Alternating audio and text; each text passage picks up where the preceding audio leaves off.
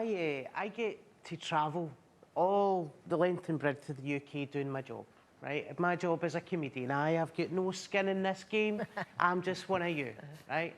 And I see a lot and I hear a lot, and it's my job to look at society and poke fun at society to it. And since 2014, we've had 3 general elections and an EU referendum. And I think we do now look at Westminster differently. And to the girl who's 19 who said, oh, it's not about one Prime Minister, and it's not. I'm 42 years old. 29 years of my life have been ruled by a government, but not that I didn't vote for or my family didn't vote for, but my country didn't vote for it, right? Now, that's democracy. And then I travel the country and I see what's happening in the south, and I see what happens in the north of England, and I've seen the red walls fall and everything like that. And when we discuss our relationship with Westminster now, in 2022, I don't think you're discussing that relationship and through the prism of Scottish nationalism. I think we're now discussing that relationship through the prism of English nationalism, because it is English introverted nationalism that has gave us our current government, a government which had to move right of centre to combat the UKIP vote. So what's the solution, Susie, to this situation? For me, Scotland has to have a grown-up discussion. And by that, yeah, it'd be wonderful if the union worked. The 3 things that brought this union together was war, empire, and Protestantism. So Protestantism is no more relevant as Catholicism in 2022. We live in a multicultural, diverse Scotland. War, well, who are we now? No one. We have managed to negotiate ourselves from the top table, and we've seen America and Russia both laugh at us in the past week. Then you look at empire. That was for trade routes to help us accumulate wealth. Well, we've just taken ourselves out the trade routes. So here's the question, Scotland, that you need to ask yourself. Has the union just ran its course? Okay, let's put that to you.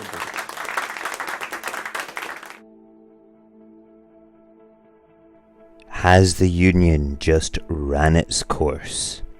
What an excellent question. Susie Mcabe lays down a very potent and sensible argument about the union as a whole. I personally have never thought of those specific reasons about the union and why it was set up until I watched this video, and it was quite enlightening to have this whole argument sort of set out in front of me. And it was quite inspiring to think that, well, yeah, empire was set up for trade routes to make us wealthy, and we've just destroyed that with Brexit. We have been laughed away from the top table by America and Russia over Ukraine and various other things recently. And then obviously the religious aspect of it all, where does that all come into it? I mean, that's not really valid at all anymore. The playing about by the union to speculate about us being too wee, too stupid and too poor to be able to stand on our own 2 feet is ridiculous, especially when you consider the ridiculous behaviour of Westminster, the union, and unionists as a whole when they try to argue this point. They still can't present one single positive reason for Scotland to remain in this union. And then when you're presented with the argument that Susie makes, it's insane to think that people will still believe that the union is the right thing for Scotland. It really isn't. Not with the way that Westminster carries all of these islands and takes us to places that we just don't want to go to. Every single argument that we have to become independent, to take our place as a normal nation on this planet, is a good one. It's a positive one. And every single argument that the union presents to us about us not being independent is so clownish and ridiculous. It's just pointless. And when we try to explain our case to people that believe in the union, they just counter it with a misdirection, but this, but that. There's not any reason that we should really be engaging with the hardcore, jack-waving people that believe in the union. They're not going to be the people that will win a yes vote for us. It will be Generation Yes, and it will be the soft no's that we convert to voting yes. And there's more and more people shifting their point of views as they can see the behaviours of Westminster, they can see the obfuscation and the lies that were told and are continually told, the same arguments presented again with nothing positive for them to believe in when it comes to their union. They shift across from no to yes. I know at least a dozen people personally that are no to yes.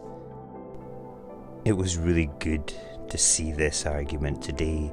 It makes me feel very calm when a sensible point of view reaches the mainstream media.